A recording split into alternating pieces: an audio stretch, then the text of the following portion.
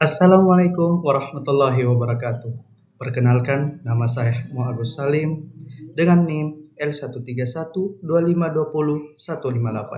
Saya mahasiswa dari Universitas Tadulako dan Fakultas Kehutanan Angkatan 2025.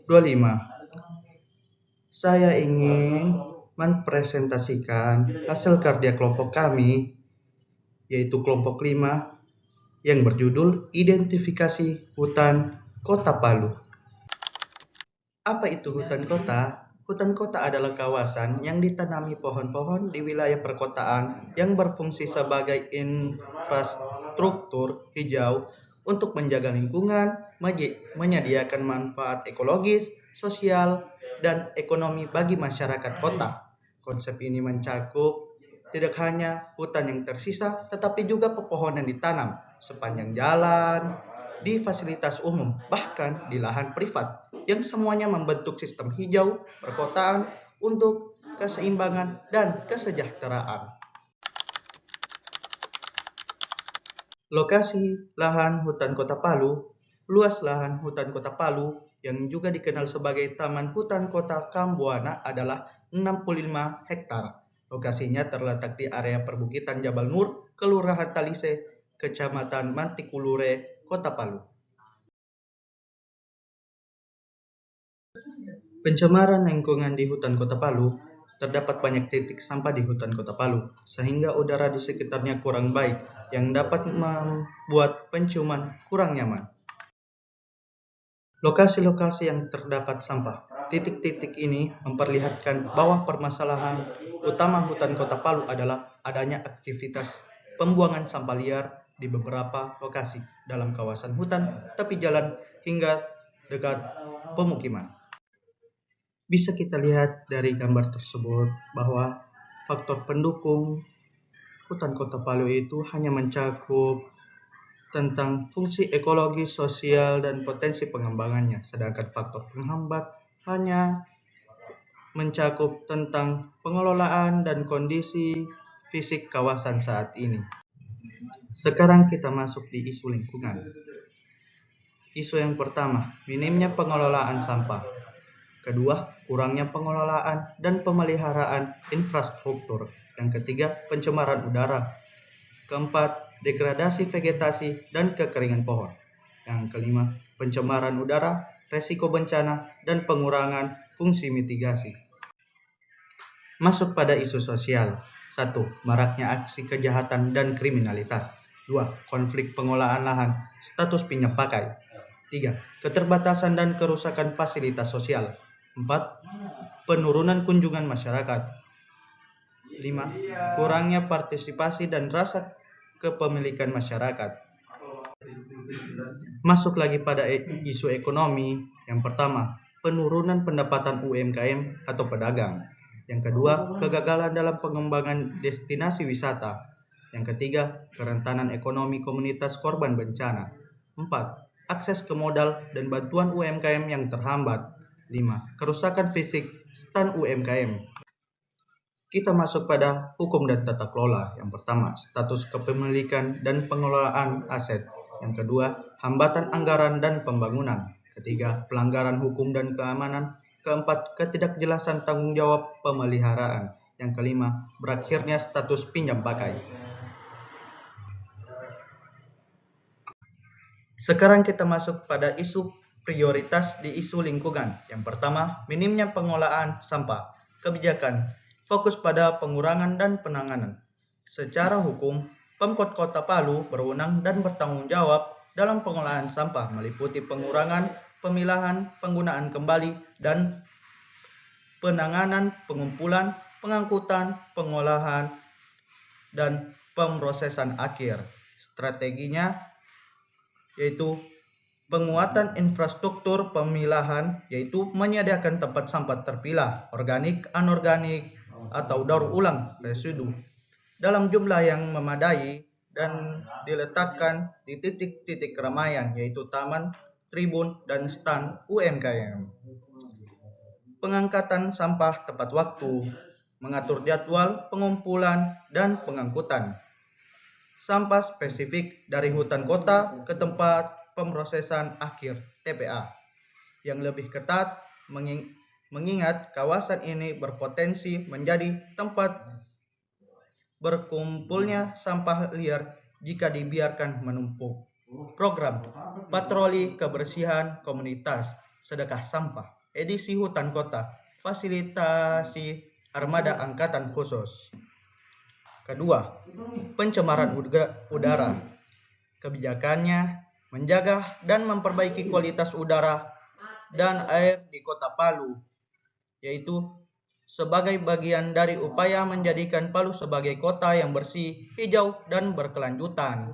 Strategi pemerintah Kota Palu berupaya mewujudkan kota sebagai kota hijau dan daerah rendah emisi karbon untuk menekan dampak perubahan iklim dan polusi.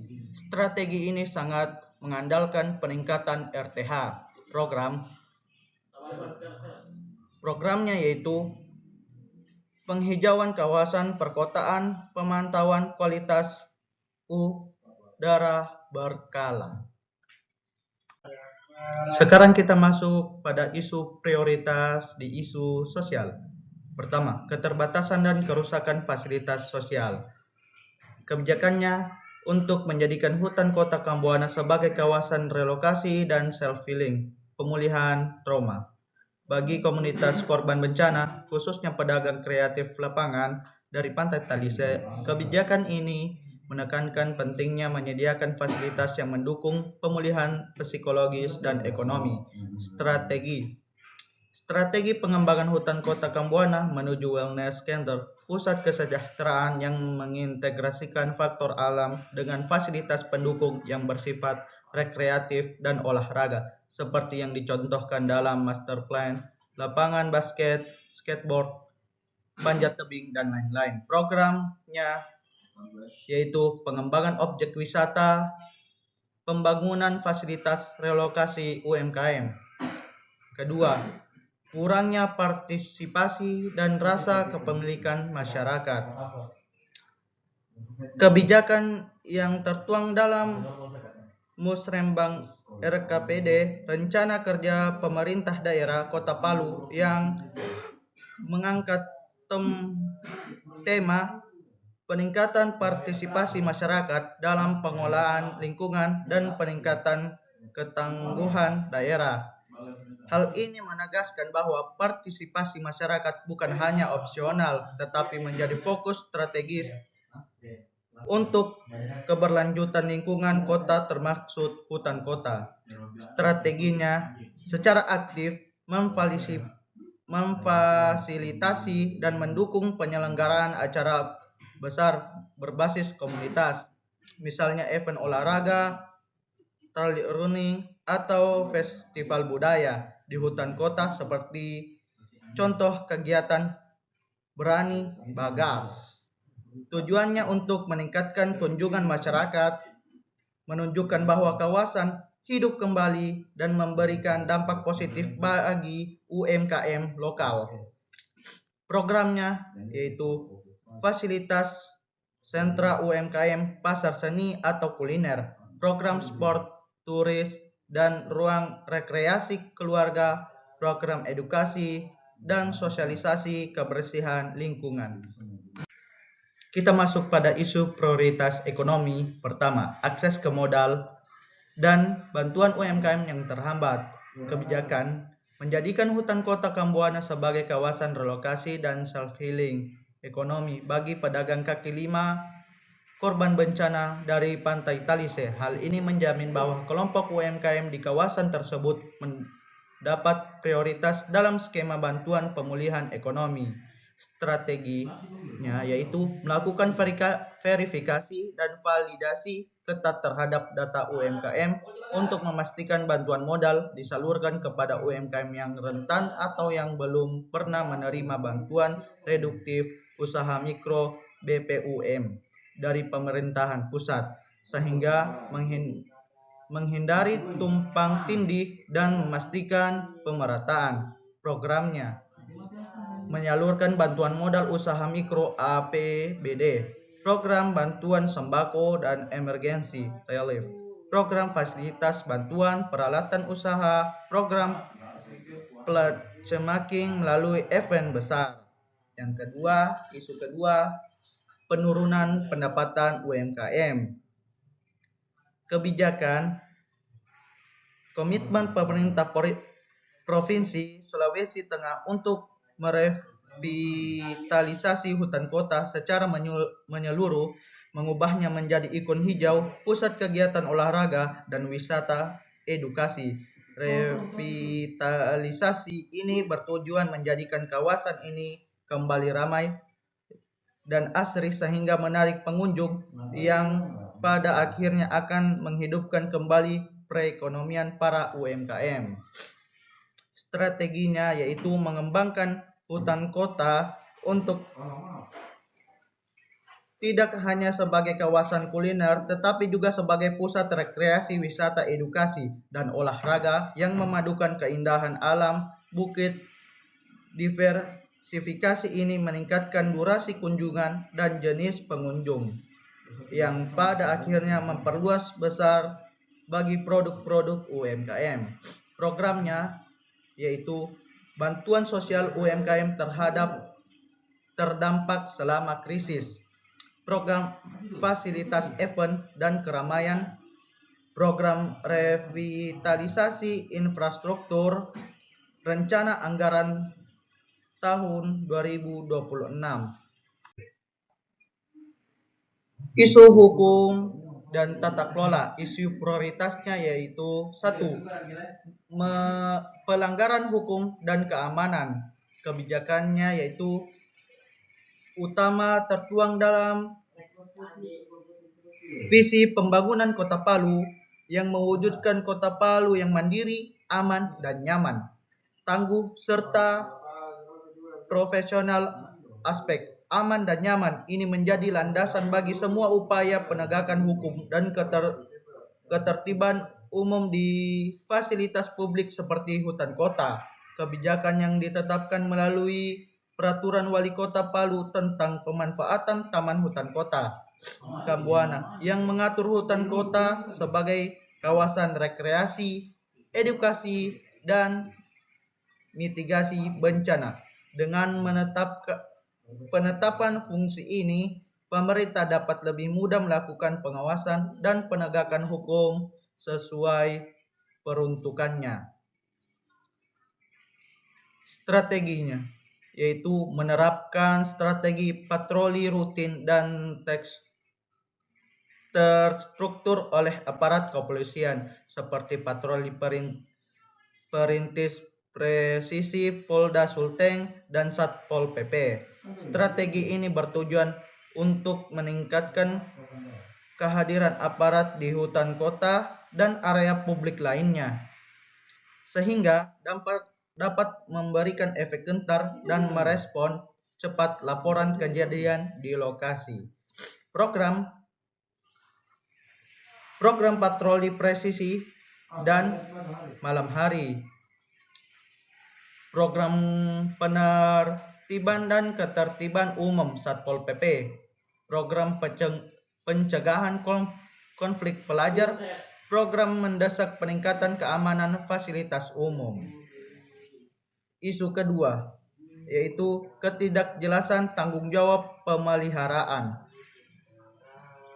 Kebijakan adanya desakan dari masyarakat dan media agar pemerintah kota menempatkan aparat keamanan polisi Satpol PP secara permanen di fasilitas umum strategis seperti hutan kota untuk menjamin rasa aman terutama bagi perempuan. Strateginya secara jangka panjang, strategi revitalisasi hutan kota fokus pada pembangunan infrastruktur yang mendukung keamanan. Hal ini termaksud penataan tata ruang yang lebih terbuka, pemasangan pencahayaan yang memadai, dan perbaikan fasilitas yang sempat rusak atau tidak terawat. Program patroli perintis presisi Polri, program Patra Brimob Sulteng, program penertiban ketertiban umum atau Satpol PP, program penggagalan tawuran pelajar. Sekarang kita masuk ke kesimpulan. Hutan Kota Palu merupakan ruang terbuka hijau yang seharusnya berfungsi sebagai paru-paru kota, pusat konservasi, serta tempat rekreasi dan edukasi lingkungan bagi masyarakat. Namun, kondisi di lapangan menunjukkan adanya permasalahan serius berupa penumpukan sampah di beberapa titik kawasan, baik di dalam hutan, di tepi jalan akses, maupun di sekitar pemukiman. Permasalahan ini mencerminkan kurangnya kesadaran masyarakat, lemahnya pengawasan, serta terbatasnya fasilitas pengolahan sampah di kawasan tersebut. Apabila tidak segera ditangani, sampah dapat menimbulkan pencemaran lingkungan, merusak estetika, mengganggu ekosistem hutan, serta berdampak buruk pada kesehatan masyarakat. Oleh karena itu, diperlukan upaya terpadu antara pemerintah, pengolahan hutan, kota, dan masyarakat untuk meningkatkan kesadaran, menyediakan sarana pengolahan sampah, serta memperketat pengawasan agar hutan Kota Palu dapat berfungsi optimal sebagai ruang hijau yang sehat, bersih, dan berkelanjutan. Sekarang kita masuk di saran. Yang pertama, pemerintah daerah perlu menyediakan fasilitas pengolahan sampah seperti tempat sampah terpilah, TPS, tempat penampungan sementara, serta layanan pengangkutan sampah yang rutin di kawasan hutan Kota Palu. 2. Masyarakat di sekitar kawasan diharapkan lebih peduli terhadap kebersihan lingkungan dengan tidak membuang sampah sembarangan dan ikut serta dalam kegiatan gotong royong pembersihan hutan kota. Ketiga, pengolahan hutan kota dapat memperketat pengawasan dan penetapan aturan tegas terhadap aktivitas pembuangan sampah liar, termaksud dengan pemasangan papan peringatan serta sanksi bagi pelanggar. 4. Kegiatan edukasi dan sosialisasi mengenai pentingnya menjaga fungsi hutan kota perlu ditingkatkan melalui sekolah, komunitas, dan media sosial agar kesadaran lingkungan tumbuh secara berkelanjutan. 5. Kolaborasi multipihak, pemerintah, komunitas pecinta lingkungan, mahasiswa, hingga sektor swasta sangat penting untuk mewujudkan hutan Kota Palu yang bersih, sehat, dan berfungsi optimal sebagai paru-paru kota. Sekian dari presentasi saya. Bila ada salah kata, mohon dimaafkan. Billahi taufiq wal hidayah. Wassalamualaikum warahmatullahi wabarakatuh. Salam rimba.